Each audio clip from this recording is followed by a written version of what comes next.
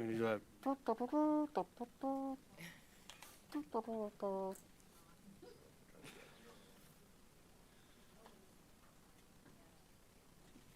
We're undaunted. Okay. Okay, everyone, welcome to the Tuesday, June 3rd. And I know that because there's I don't know if you can see it, there's a large screen now in front of us that we can see on the other side of the desk. Thank you very much, Dr. Hand, for that. Tuesday, June 3rd, 2025 Curriculum Committee meeting. We're here with our usual committee members, and we have our student rep and teacher rep here with us also tonight. So with that, I'm going to hand it over to Dr. Dukevich. All right, good afternoon, everybody. I don't have extensive admin remarks today, but I did want to recognize Jessica, and this is her last meeting with us as a board curriculum committee. We have a certificate of recognition for her. I'll pass that down. And we just want to thank Jessica for her commitment throughout the school year, serving on this board and sharing some insightful insights from the perspective of a student. So thank you, Jessica. We're going to miss you next year.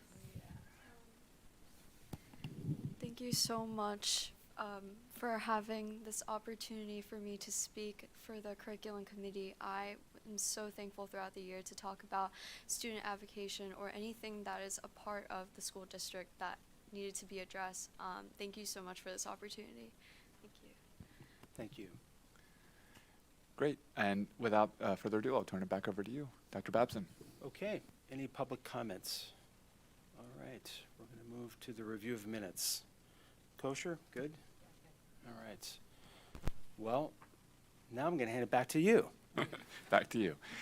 We have one overnight student trip ratification. We have a couple contracts for the board to review, 2 affiliation agreements, one with Wilkes and one with Eastern University. We have an annual contract renewal with Brandywine Virtual Academy, which we still utilize primarily with our Radnor Academy program at the high school. The price on here is to be determined. It always is based on enrollment, but that's a 5-year continuation. And then we're going back to Zoom. So you'll see a contract on here for Zoom. We did a 1-year hiatus trying to use our Microsoft Teams with mixed reviews, despite the great efforts of our technology department. Are you sure they were mixed? Slightly Yes. mixed, but we realized the benefits of Zoom, and so for that reason, we'd like to make the reinvestment in going back to Zoom as a primary tool for using virtual meetings. But do want to thank our technology team on a tremendous rollout attempt with Teams, but the tool itself had some challenges. So with that, we actually have 2 presentations tonight. So I'm going to welcome Dr. Hand and our IDS teachers from Ithan, Radnor, and Wayne to the front here. And as they get settled, you've heard a lot about Innovation Design Studio. The board has made a tremendous investment in moving to what we thought at the time was an unorthodox approach to delivering the new Pennsylvania science standards. And we're thankful to have really talented teachers here who have helped to develop the curriculum that we're planning for next year, recognizing that it's going to take a year or more to really refine that and do it well. So we're very excited about moving into next year. I'm going to turn it over to Dr. Hand and our IDS team. We've already hired 2 of the 3 of our teachers for next year that are additional, and we have 1 coming up on Friday that we're hopeful to fill out the team by then. So Dr. Hand, I'll bring up the presentation. I'll turn it over to you. Perfect, thank you. And we're glad to be back and actually bring some of the IDS teachers with us to be able to share more about the new IDS Plus program and where that is headed. So where we are, some of these slides are reminders of where we've been before, and they're, I think, critical to be able to share because you'll see the echoes of these as they present the curriculum. So based on the next generation science standards and the Pennsylvania STEELS standards, so STEELS is science, technology, engineering, environmental literacy, and sustainability is what STEELS stands for. The NGSS and STEELS both talk about 3-dimensional learning, which talks about the practices. So you'll see some of the science-based practices in there, things like questioning and cause and effect. You'll see those instructional models come up. Also looking at the cross-cutting concepts, things like analyzing and interpreting data. You'll see those pieces come up, those that go across different science disciplines. And then what they call the core ideas, or sometimes you'll see them called the disciplinary core ideas, which are basically what we know as the standards. and you'll see some of those standards concepts in there. But again, you'll see these echo throughout the presentation when we talk about that. So as a little bit of history, where we've been is certainly the Next Generation Science Standards as a national movement, and then Pennsylvania adopting their own version of that, which incorporates technology and engineering as well as environmental literacy and sustainability, which is unique to Pennsylvania. Those are not part of the NGSS standards. So environmental literacy and sustainability is unique to steels. So they released that, the final version, in 2022, and we've been moving forward with that. And you can see there's a "you are here." So we are at that stage where we are fully implementing the steels standards next school year. They did do a pilot and field test of the 5th grade steels assessment this school year. So students in 4th grade took the science PSSA last year, and they took basically the science or the steels PSSA this year, but this year did not count. This was just a field test for that, and this was fully online. So during this time, all of the 5th graders across all of our 3 elementary schools, as well as our Radnor Middle School, were taking the PSSAs all at the same time, all online, and our 6th and 7th grade were also taking a benchmark assessment, all online, all at the same time, and we had a 100% success rate, unlike teams. So that bodes very well because our PSSAs and Keystones are all moving to online next school year. So this coming school year, and it says starting July 1, is when the steel standards must be fully implemented, and we are there and we are ready. And again, in May of 2026 is when those tests will be online.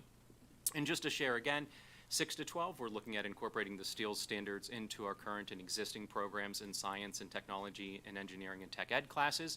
And then the K to 5 is the really special reason why we're here today, to share about our IDS Plus program, bringing those science concepts into our K to 5 program. And as a reminder, some of the enhancements for that is we're looking at areas specifically of specialization. We have 3 teachers who have been with us for the past 4 years teaching IDS, and again, we're hiring 3 more teachers, and I'll talk more about that.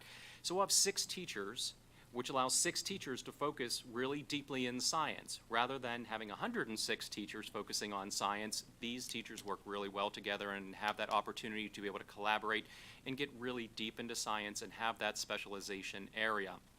Also, that opens up more time for our classroom instruction, focusing on our ELA and math, especially as we move into a new ELA curriculum adoption next school year, and allowing them to focus there in a greater way and specializing as well. And as Mr. Hurt will share, we are moving to doing 2 IDS sessions in a rotation. Opening that extra section allows and opens some more teacher time as well, teacher time for planning, teacher time for collaboration as well for our classroom teachers.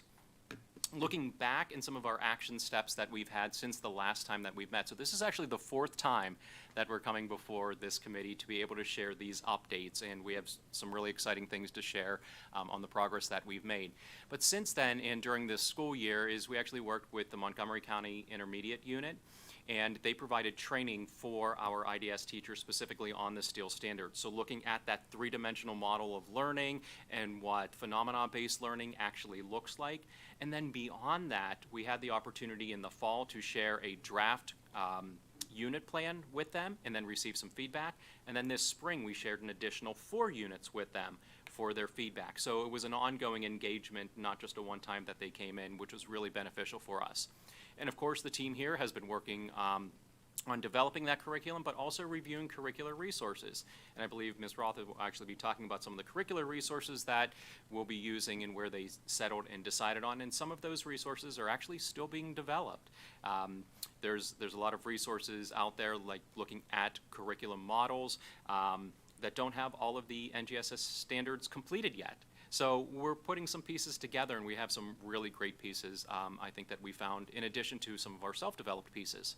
So as Dr. Dukevich said as well, for our new IDS program, we have 3 new teachers. 2 of them are internal. They're internal applicants who have great and extensive experience in STEM, and we're really excited to welcome them as part of the IDS family. And then we have 1 external candidate as well, and as Dr. Dukevich shared, we are in that interview process now, and hopefully we'll be finalizing that interview process this week. So we hope to have a great posting in an upcoming board meeting for that position. And then we're also working, Dr. Tkevich has been working with the administrative team as well as the building principals on looking at and redeveloping that master schedule with that additional IDS rotation in there. So that's where we've been. Now the really good stuff. Mr. Hurd, do you want to tell us a little bit about the IDS Plus experience? What does it look like? Absolutely. So when we started to look at this program, we were really fearful of losing kind of the spirit of the Innovation Design Studio. So we were really careful about how we wanted to implement things.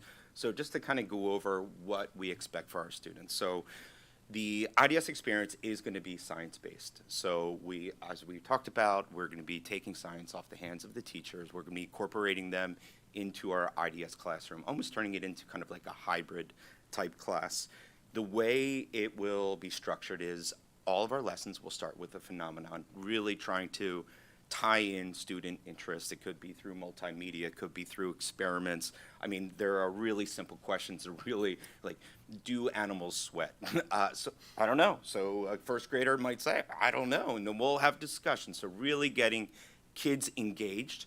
And then what I think is the best part of the program now is we're gonna then do experiments. We're going to take actual data, have kids working towards finding solutions or answers to some of these questions.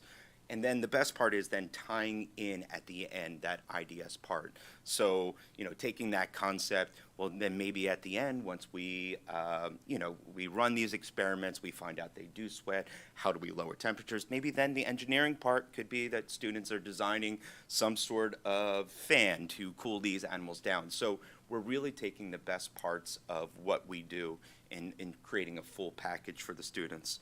And then the idea would be that we would also incorporate some computer science, some of the things that we are already doing in our class as well, into that science-based unit. So we'd have science focus with engineering and computer science all built in.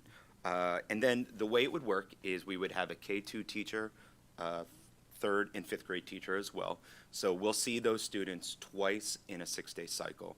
So that will also give us a lot of momentum every single time we have a class where we can roll right into something else rather than having to wait another 6 days before we see a class. So we're really going to be able to build on those topics and then really get students, I think, just that inquiry-based, really focusing on a lot of just the exciting things that the hands-on building and answering some of these kind of amazing questions. So, yeah. So here's the difference. In these lessons, when saying it starts with the phenomenon, it actually starts with the volcano. It doesn't end with the volcano. Traditionally, we would learn about volcanoes and we'd study them and do a little bit of research and get some of our volcano vocabulary in there. And then at the end, we'd build this paper mache thing and pour our vinegar and baking soda in there and it explodes and great. We're starting with that. It starts with a phenomenon. It could be a picture, it could be a video, it could be an experiment, it could be a demo, it could be something we're observing outside, and then we unpack it.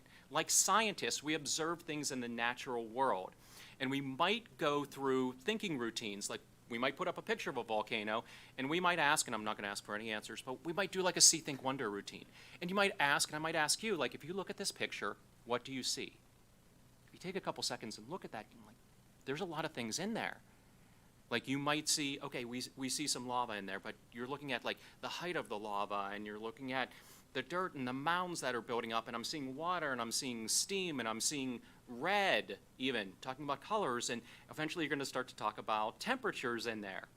Then we might ask, okay, what do you think is happening? What do you think is causing that?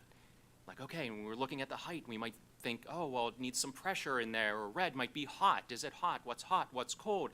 Then you get to steam, and you're talking about water cycles in there, too. Okay, well, what do you still wonder about that? So we'll unpack those. Again, it could start with a picture, it can start with a video, but it's starting with the event. It's starting with the thing that happened, and then you're breaking it down into the smaller pieces to find out what actually was the root cause, and that's where that learning happens. And that changes up a little bit. And again, seeing some of these threads from that 3D learning and phenomenology, Mr. Steffen's going to tell us a little bit about what that actual process looks like. Thank you. So there's not a lot of change in terms of our instructional model. It's very similar to what we've already been doing, which is really sparking students' curiosity with something. And when you use the engineering design process, that's the problem, the thing that needs to be solved. And incorporating the science doesn't change that. There's the question, the thing that we want to know about. And that goes with any type of problem solving. You have something that happens, and then you are trying to brainstorm solutions. You're working with as many people as you can to try something. Then you refine your design. You might have to go back a step or two and go over it again and try something new. But ultimately, you're looking for a final product, and then you can always go right back around on the process. With the new IDS, it's still very, very similar. Some of the models that you can see where experimentation happens after scientific method or engineering's after the design thinking, it really is more flexible than anything for us. Sometimes it might be the experiment that happens before the engineering, and it could be vice versa. It's really what's best for bringing out the learning and understanding for the students. The only thing that I'll say is probably a little bit different is the assessment, just having a little bit more rigor and being able to give them something, goals that they can achieve. Yeah, I think that's pretty much it.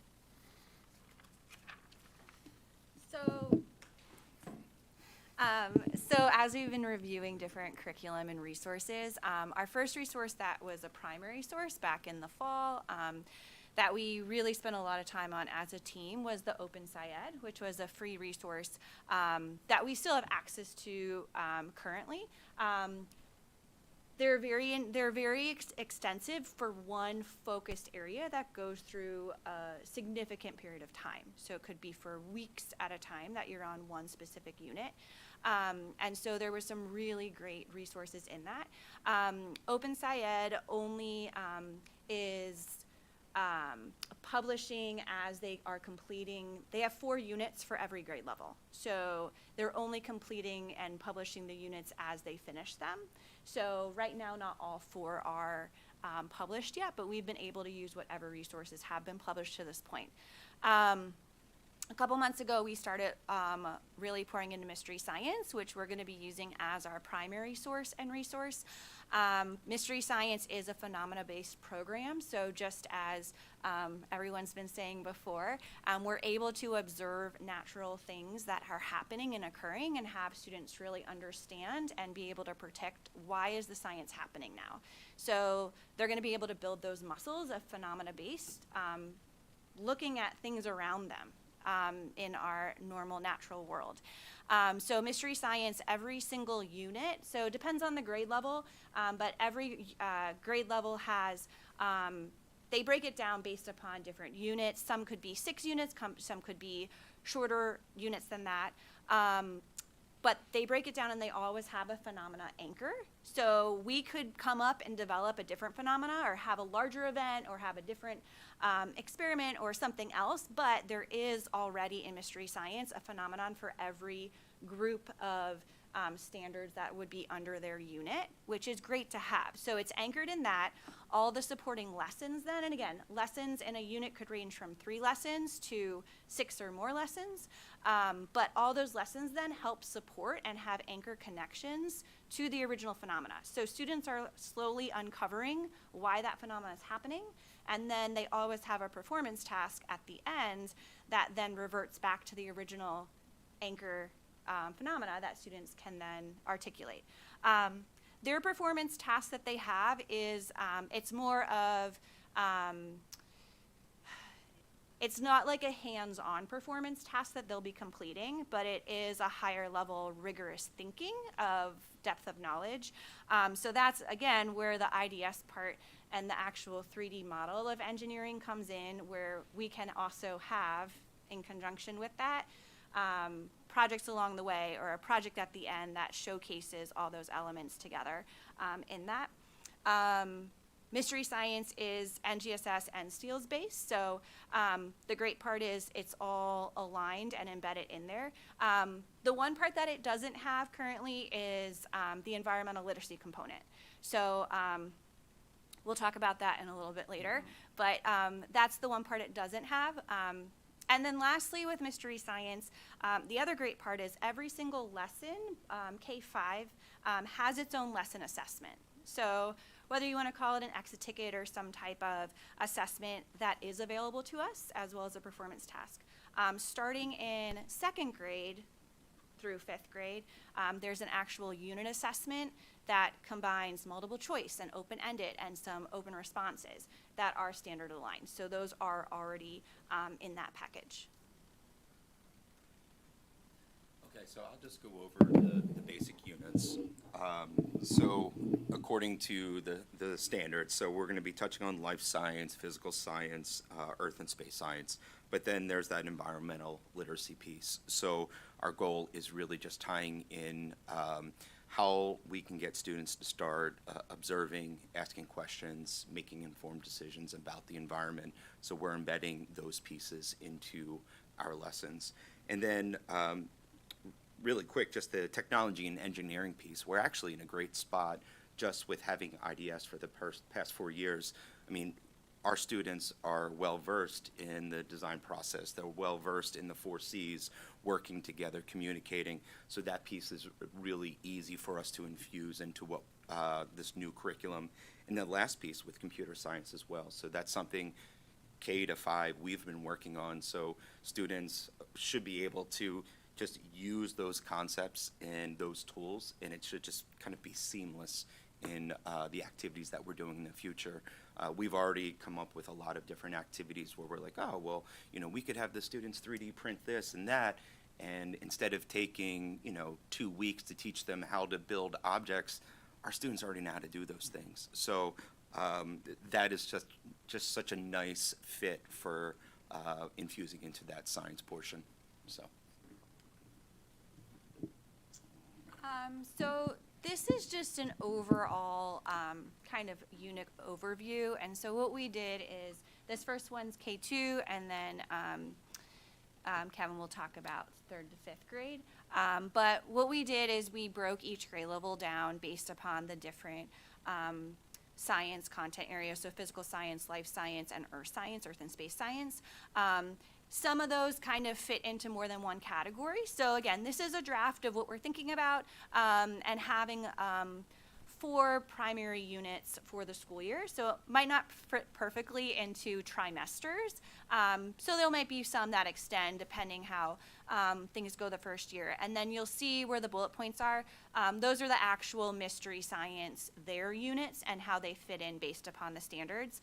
And then the component that we were adding in, and again, in a draft version, we're adding in the environmental literacy and sustainability, as well as places that the technology and coding computer science standards can be embedded throughout as we see fit, or where things might fit the best.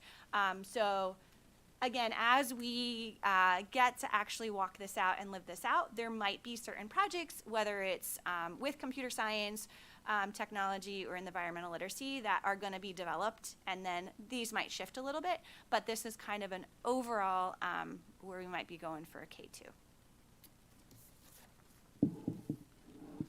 And as for 3 to 5, one of the great things about having this expanded time with the students means that we get deeper into any project that we're doing. And so while there was an initial concern as to how can we fit these projects that we really love and the students really love doing, we suddenly could see the opportunities in front of us and how we can still incorporate a lot of the ideas that we already have in place and new ones that we're coming up with. So, for example, 3rd grade, the one that we were working on was the, I can't see that. Forces, and we were able to incorporate a real, almost like an empathy piece, like a real integrated outside the classroom type learning, where they can use what they've learned about magnets and forces to make accessible clothing for students that might have fine motor skills that might be a challenge for them. And so that's always been the best part about IDS are those projects where you see the kids really locked in as engineers, as problem solvers, as thinking outside themselves, and those things aren't going to go away. Another nice thing is even though there's a deficit in mystery science with things like the environmental literacy and sustainability, Whitney, I'll say, she brought back around something that I was having a moment of being sad, and we're going to miss doing some civil engineering, and then she reminded me of we can just do that with that piece in mind, and we can have our own unit. It doesn't have to be mystery science. And so that really sparked my interest just a couple days ago to be like, oh, that's going to get the ball rolling with a lot of great ideas. And completely unrelated, I'm really thankful for the team that we have. It has been great for the last 4 years, and it's just been getting stronger, and I really am thankful for how hard and how creative, how hard they work and how creative they are. So, yeah, it's been great.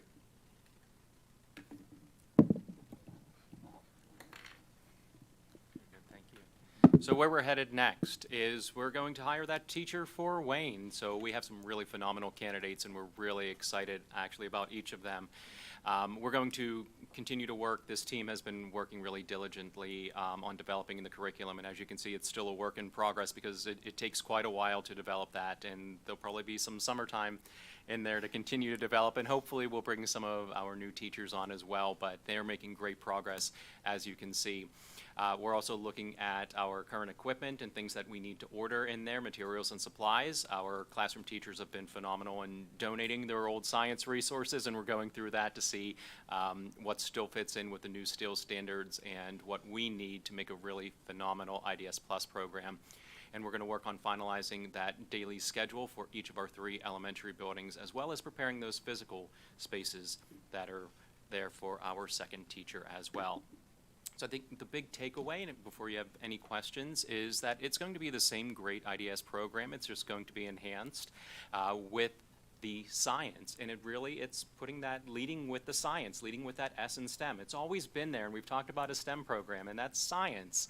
And science will be the leader for this. So it'll be, I think, a really nice fit with the new STEEL standards, and we have a really great team. If anybody can do it, this team can do it. Fantastic. I mean, I want to take one of these courses. Fantastic. So let's go around the horn here. Ms. Gurton, would you like to start? First of all, thank you so much. That's very exciting. As someone who taught elementary school 100 years ago, I remember feeling really sad that by the time we got through all the, language curriculum and all the things, math, that science was the fun stuff.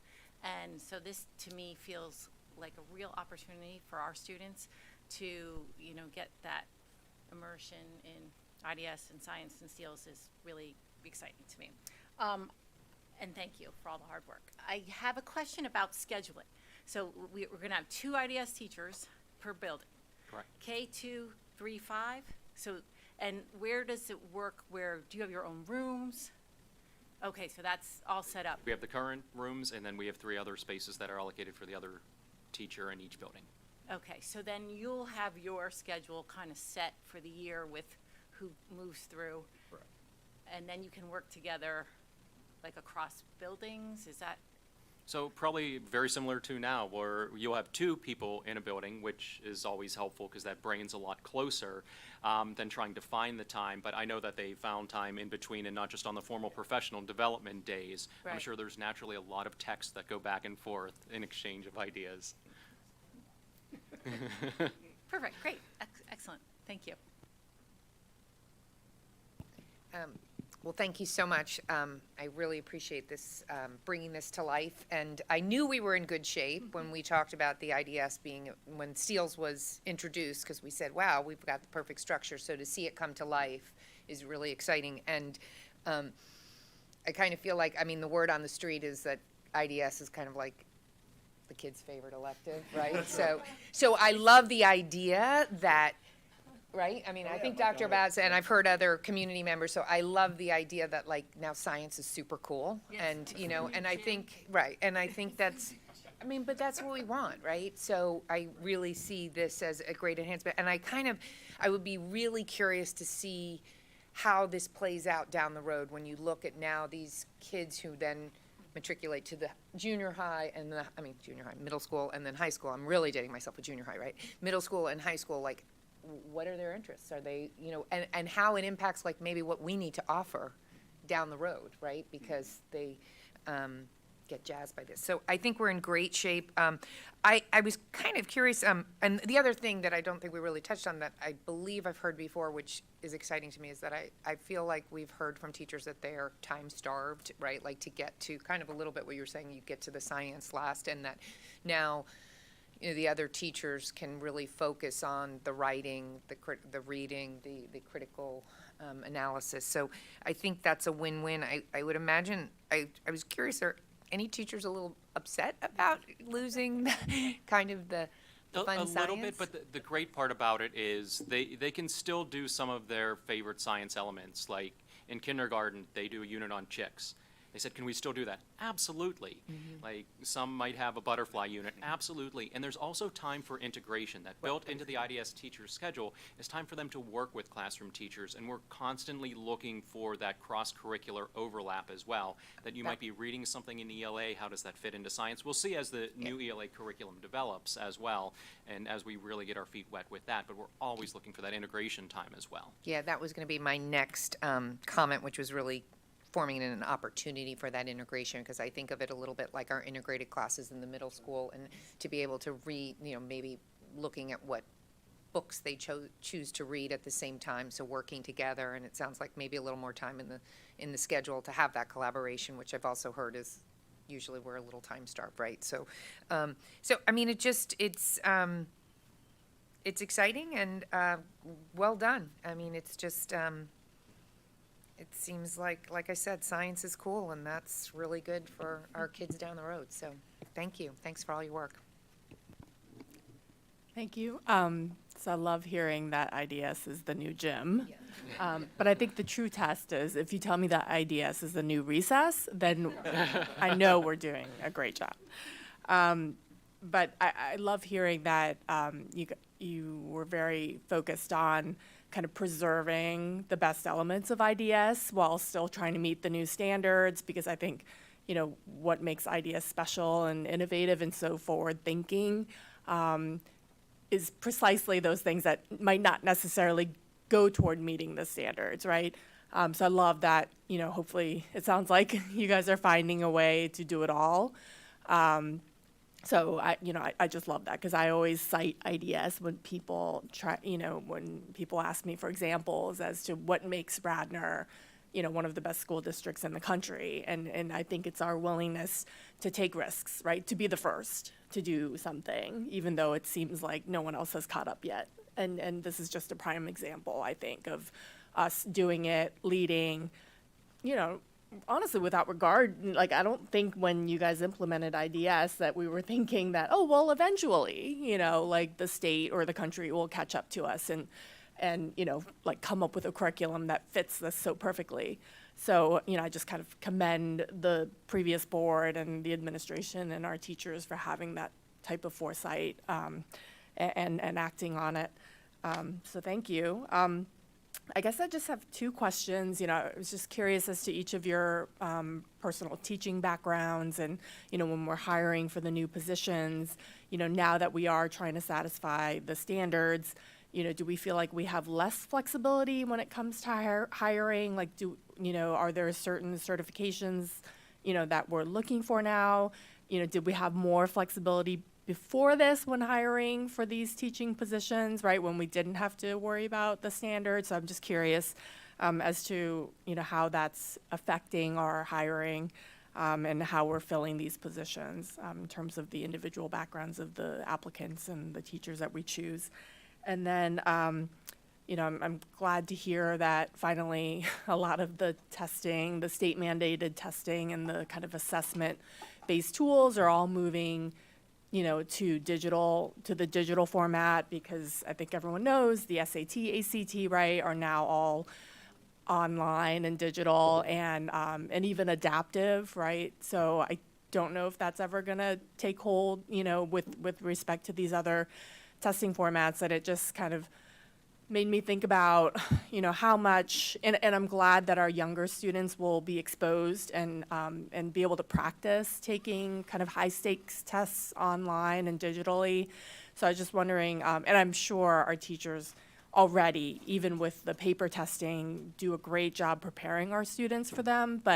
And I just wonder, do we need to think about doing anything more formally to prepare our students, right? Because I do think it's a big transition. I think it can be, right? And I know our youngest students, like is it third grade, when they, first kind of take, right, the real tests, instead of verbally given, right, they're actually on paper. I just wonder, and that often, I think, anecdotally, I've heard that there's like a natural dip in test scores, right, at that juncture. So I just wondered, kind of proactively, have we thought about, with testing moving to the digital format, is there anything as a school district that we need to think about in terms of proper preparation of all of our students? Thank you. So I'll take your questions backwards, and we'll start with that one. So working with our elementary principals, it was really great that the science was a field test this year.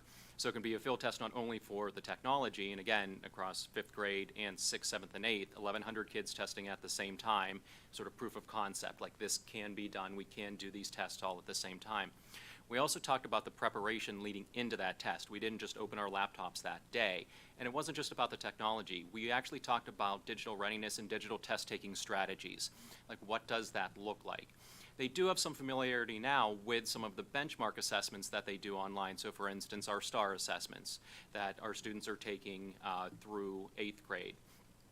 So they're familiar with that, but each test, each session is a little bit different. So the software that's used looks a little bit different across each of those. So what does a digital ruler look like? Or how do you strike out the distractors? We taught them strategies for marking it off on the paper. What does that look like online? What do think aloud strategies when we're talking about highlighting or writing in the margins? How do you replicate that in an online session? So there are actually readiness tests where the students can practice in that same testing session and same testing software. So we're talking with our IDS teachers now, saying what might that look like, being able to, number one, get a benchmark for them to see where the students are so we can see where their progress is prior to the test. We'll know what standards we need to hit and where our class is performing, but also to get them ready to be able to test online. And I think that'll be continually evolving. And as we move from handwriting to typing, what does the test look like? We're reintroducing typing skills and typing programs into our classes. And we've been doing that across the last 2 years as well in order to prepare for those. As far as certifications, since it's broad enough with the STEEL standards, all we need is an elementary K-6 certification or K4, 5, 6, depending on which year of certification they have.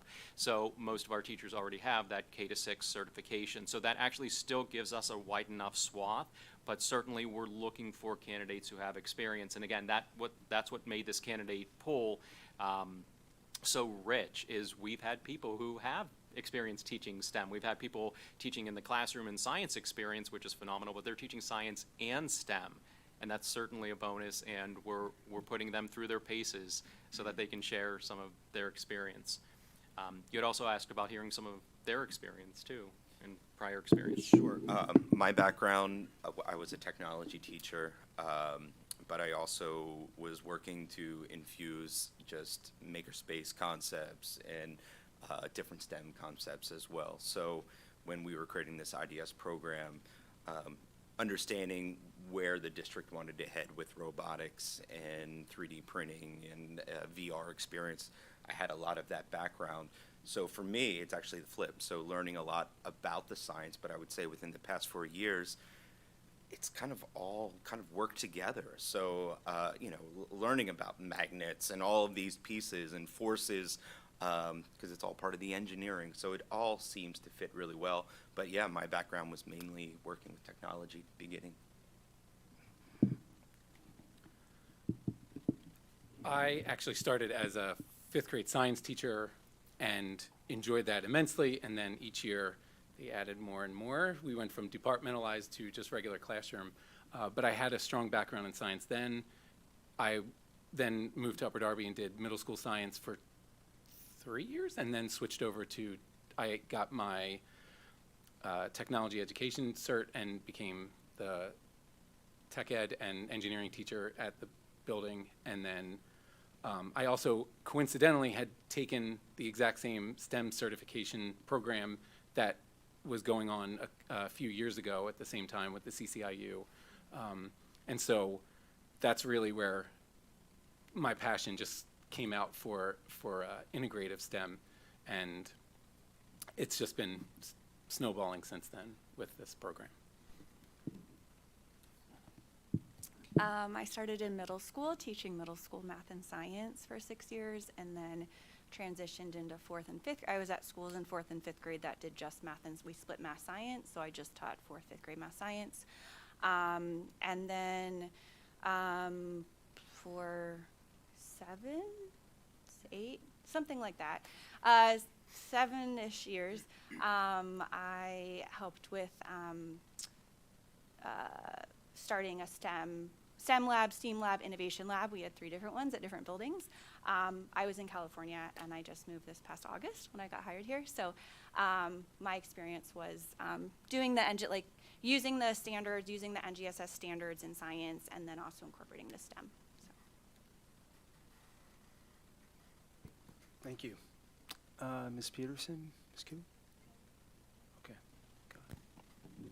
I think that the IDS program is so cool. I've never heard anything like that. I mean, computer science is it's probably the first time I've ever heard at elementary school do something so new. I mean, AI is so talked about nowadays, and computer science, I wish I started computer science way earlier instead of, in high school. And I think high school is still pretty early, but since everything is moving so fast, you do have to catch up. And I think you guys are doing an amazing job. I think personally when I was younger, I would think of science of oh, chemistry, you would put potions in here, it's going to be so fun. And I still think that way, after taking chemistry. That was so fun. I think I would like to expand on what Mr. Hand, Dr. Hand said. He said that if you look at a picture, you would want to make students think about the logic behind it.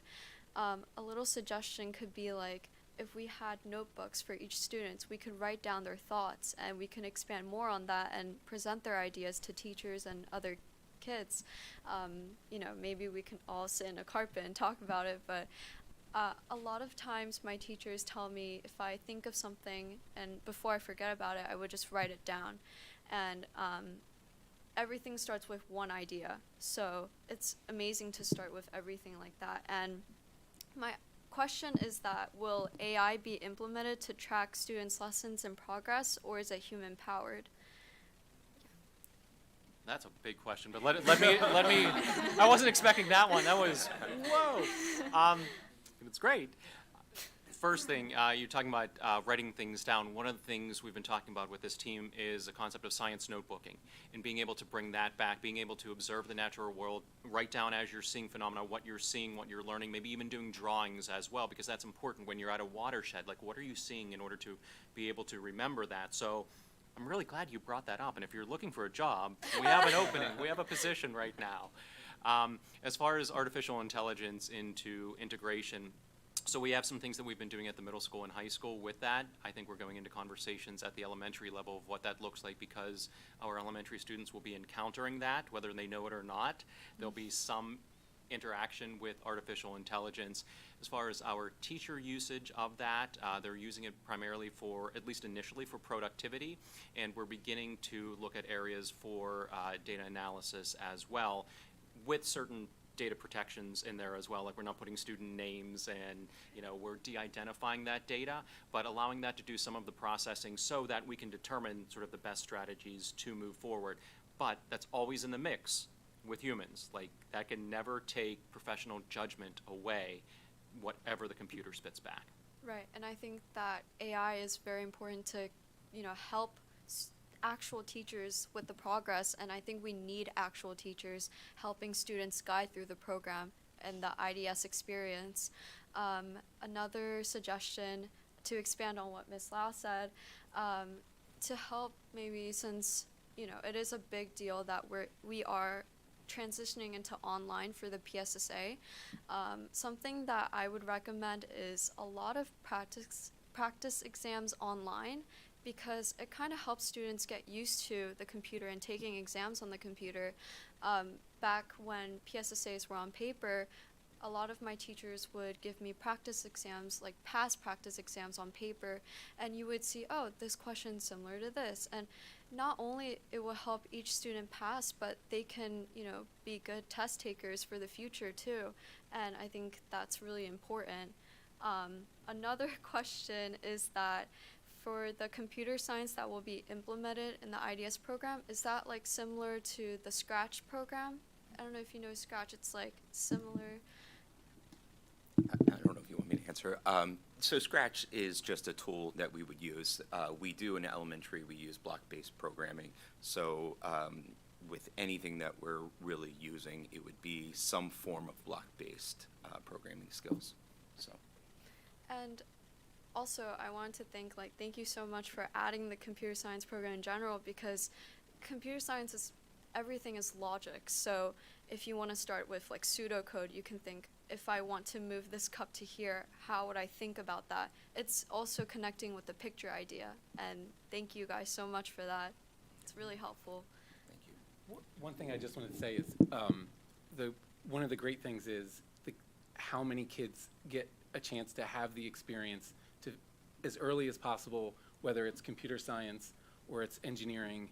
And it's been great to see, I think you mentioned earlier with, is the middle school going to have any influence? It influences us. Every year we are pulling things farther, like earlier and earlier, because they're just catching it quicker. And the middle school teachers are now like, what are you doing to us? We had these projects and now these are too easy for the kids. And so there is this constant push. And I think the other really nice thing is kids that get not looked at as for things like computer science, whether it's females, whether it's minorities, like everyone has a chance, and there's so much like amazing work coming from these kids that it just keeps going, and it builds a community of like dynamic learners like that can do so much, and they have so many options, and it's not something that in middle school or high school they get it and now they're interested in it. They can get interested in it right away and really drive them through their education career. I think you're making the argument for 5 days a week. Yeah. I can get down with that. That was all my Thank questions. you. Thank you. Ms. Lau? Sure. Breaking protocol here. But I just love, that point is that IDS and all of this is making so much of this so much more accessible, right? Because I think, at least when I was growing up, like, if you wanted to get into computer science, you really had to do it all yourself. You had to build your own computer at home. You had to, it was ridiculous. And I think to an extent that still exists. A lot of, students, it's all self-driven, and, not everyone has the resources, not everyone, and I love that we're opening it up to all of our students and exposing all of them to it at such an early age, so. It's a good segue into some points I had been thinking about, but some points have actually already been made, so I won't go over trodden ground. But just a few things, and I could talk for a while about this, but there's a certain kind of logic that showing the phenomenon first trains. The inductive logic. I love that. I think that Ms. Duffy talked about something that I've been. When I have had to explain why integrated is so important, what I have said is that it trains a certain kind of thinking, right? So when you do a doctorate or you conduct research, or you're trained to do research, there are certain ways that you're trained how to think. And so it's a combination of the logic that you talked about, the deductive reasoning, but the inductive reasoning, abductive reasoning, so different reasoning skills. So the idea there is that with integrated programs, it's a synthetic way of thinking. You're seeing connections, and you're creating that habit of mind to see connections and to draw from different things. And so for me, the idea is that, is there a way that we can take that logic or that theory behind integrated programs and sort of make it part of our curriculum generally? And I see IDS as being that. In other words, teaching a kind of synthetic thinking that is really the hallmark of the integrated programs themselves. So, kudos. And yes, my daughter has been a big fan, and for a number of reasons, that's saying something. It's saying something because she is very creative, but also very logical as well. So just a couple other things. I think that the practical benefits there, the slide with the three aspects that are notable. The idea that you are making more room for ELA and math is really interesting because these are really the bedrock disciplines upon which everything else is built. You could say ELA is really the bedrock discipline. So that is really important and really interesting. And I love how you talked about, Dr. Hand, about how teachers can find a way to teach their favorite subject and find a way to still integrate what they want to do. And just finally, a point that has been very, very much top of mind for me as a liberal arts guy in undergrad who switched over to the social sciences. There is something to the idea that a kid might not be predisposed to really connecting with a way of thinking and a way of learning, right? And so when you're combining the ideas of innovation and then design, and then even the word studio, even the terminology of the curriculum itself, it's collaboration, it's creativity, it's invention, it's testing things out. Kids are learning a lot. So does that mean that we are taking the poet or taking the painter or the literary kid and trying to shoehorn them into some kind of scientist box? No, I don't think so. But I think, Mr. Kevin, if I may, what you mentioned earlier, I think is really interesting, which is opening up options and creating options for kids. So, for example, maybe a kid wasn't interested in computers at one point, and then they learned something about it at another point, and maybe they're more open to it. So those are just some general comments. Believe it or not, I could probably talk for another 20 minutes about it, but lots of excitement here, lots of support from us. So thank you. Appreciate it. Thank you. Thank you. Well, thank you very much, IDS team. Lots more exciting things coming our way. This didn't come up in the conversation, but we've had a number of school districts come and visit us and request time in their classrooms, which they've generously offered. So it's pretty amazing when you get to see a glimpse into some of the things. And as I think you opened with Dr. Babson, once you go into the classroom, you don't want to leave. It's a class you want to take. We've come a long way from Oregon Trail on the old Mac.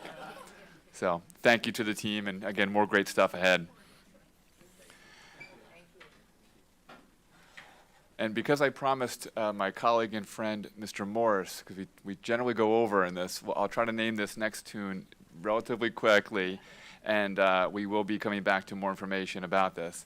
But briefly, an update is we've run for the full year, actually, and Ms. Gerton and Ms. Duffy have both served on this committee, a study of high-performing middle schools and high schools around the nation.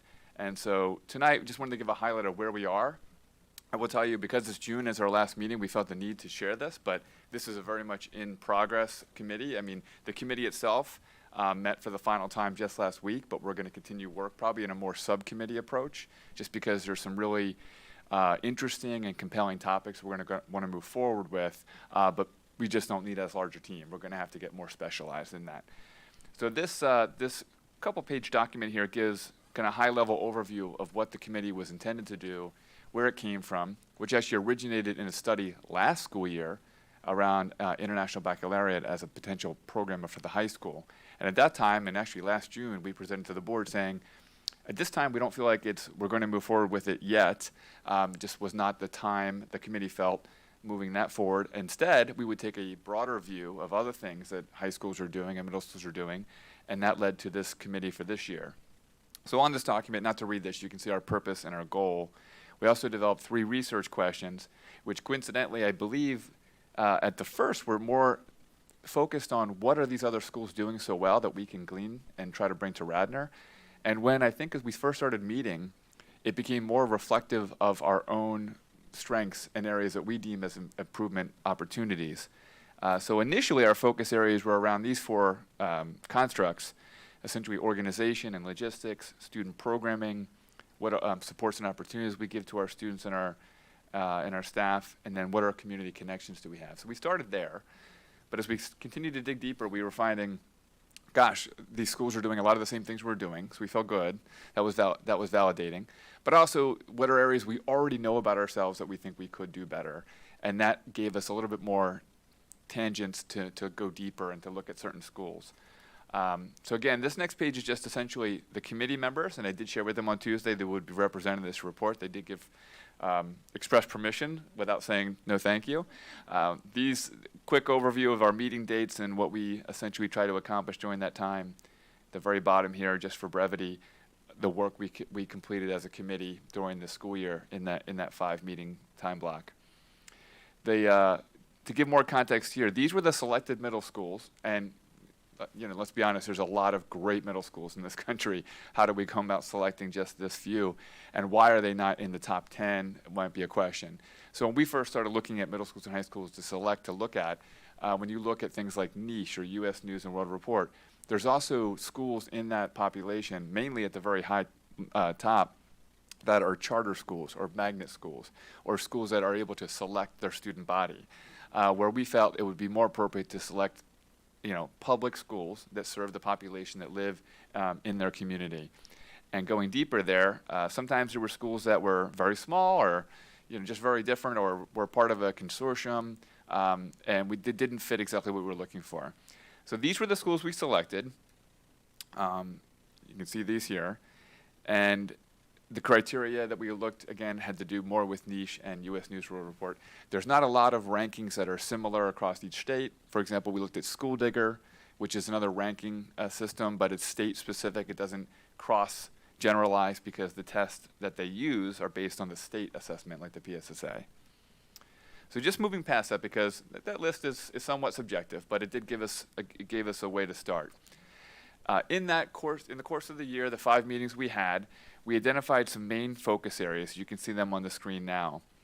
And again, yes, some of them related to the focus areas we started with, but some of them went a little bit more deep. And others, again, we had a lot of one-offs even. Certain people were interested in very, very subtle, small topics that would fall within an umbrella topic. But ultimately, and again, just for time, and because this will be continued, the structured work sessions really left us with these 6 main areas, essentially levels. How do we group students appropriately? How do we support them appropriately? How does that look differently at the middle level to the high school level? How do we report on grades and assessments, and how do we calibrate those in a way that makes sense? That was a topic. How do we support instructional focus and clarity? So you can go back to our committee. We had a number of students from the high school and middle school participate, and a topic that kept coming up was, I hear from my friends who are in classes that are in the same grade and the same courses that we have very different experiences, which is not always a bad thing, and we're not trying to squash the art of teaching or autonomy. It's more so, what are instructional focus areas that we can try to find and commit to and build consensus around? Of course, student and staff wellness is very topical, always will be. And so how are we supporting our students there appropriately? How are we supporting our teachers, recognizing the workload that comes along with being a full-time teacher in 2025? And then going even broader, what are the community partnerships that we can look for? What are internship opportunities, especially for our high school students? What are some service related topics that can really help develop a well-rounded experience for our students that are not just academic? And then also, which is a very, not so much trendy, but it is a trendy type of thing called the portrait of a graduate or portrait of an educator right now. Many districts have engaged in this kind of work. There's value there. That was another conversation that we had. Similar to a mission, vision, and shared values, which of course we have here, but even going deeper than that and really describing explicitly what are we looking to achieve in developing a graduate at Radnor, and what are we looking to achieve when we're hiring new educators, and looking at educators as all roles within education, not just our teaching staff, our bus drivers, our food and custodial maintenance folks, everyone who engages with kids. So again, I went through this very quickly. This was definitely a year's worth of committee meetings. Each meeting was about 90 minutes and could have gone even longer. They felt like curriculum committee meetings. So all this to say, we even had a meeting today with one of those high schools that agreed to meet with us, and had what could easily have been longer than an hour, just an engagement with the high school principal about what are you doing there? What have you learned? Going back and forth, great dialogue. So because this is our last meeting, we felt the need to touch base on this. We introduced this at the start. I see this as a topic that's going to continue, throughout next year, and will probably become more granular. But at this point, I'd pause. And also, I'm just representing the committee. We had a lot of administrators, board members, teachers. It was a tremendous committee. I mean, our last meeting could have gone, I thought it was going to be brief. It went way longer than I thought. A lot of passion. So I want to thank them publicly for their commitment to the time. It's a lot of time. And so I'll pause, though, if there's any questions, recognizing that facilities is coming up, and it will be to be continued. Stop kicking me, Liz. Ms. Curtin and Ms. Duffy, would you like to have a comment? Okay. Yeah, I'll make it really quick. I want to say, this is just the starting point, right? And I do want to give kudos to the fact that, like any good researcher, we started out with an ask, a mission, and then we readjusted because, so I really thought you did a very effective job redirecting and focusing, because there was just, such enthusiasm for this topic, because this really is, to me, the heart of continuous improvement, right? We've got a lot of great things going, and it's like, what can we do differently and better? And it's kind of like our IDS, it's ideation, right?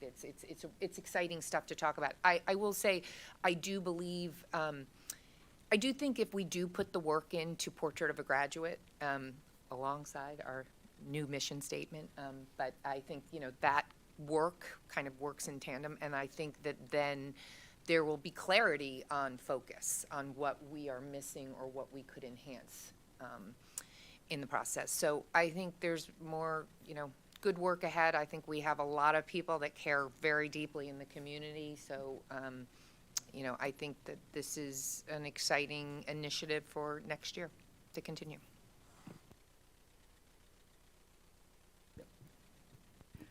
I think this is wonderful, and I know this started before I joined the board, so I just really commend everyone involved and for all your work.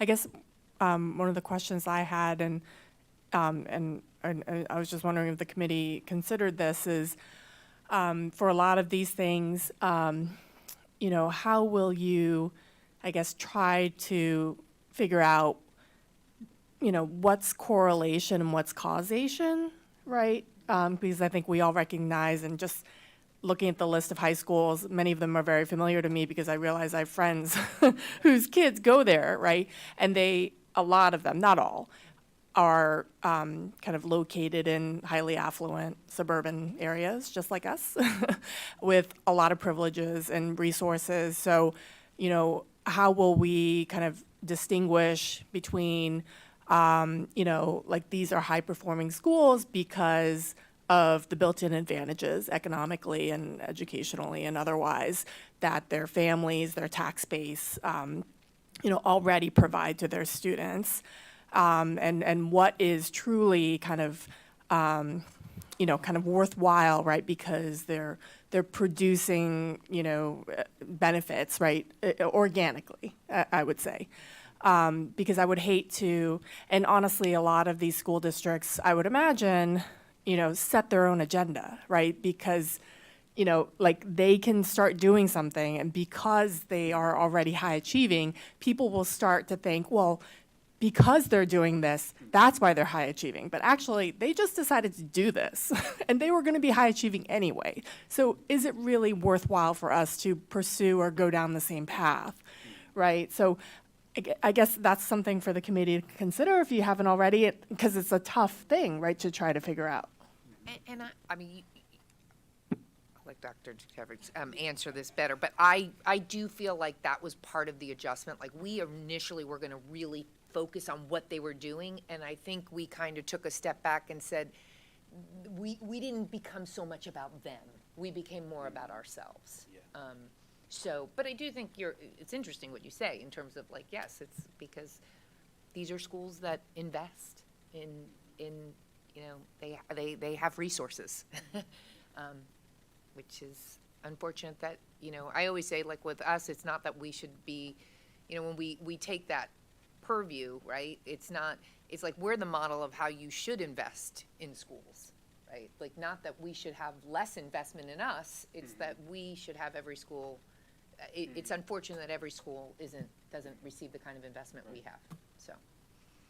But I do think it kind of we got a little right? Would you agree with that? Like, it became, first we were like looking through their course of studies and trying to like delve into their websites, and then all of a sudden we were like, okay, we're seeing interesting stuff, but this is really about identifying some themes, but then what do we know? What do we want? How do we want to improve? And what are we missing, or what could we, you know, enhance?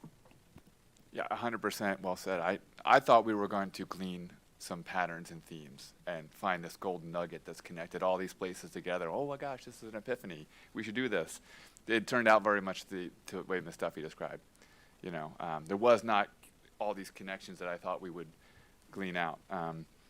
So what's nice about this is we looked internally. I think we already knew a lot of things that we'd like to see us investigate further. And now we can turn around and go look at that particular granular item amongst high-performing schools and others and say, what do you do grading and reporting? What does that look like at your school?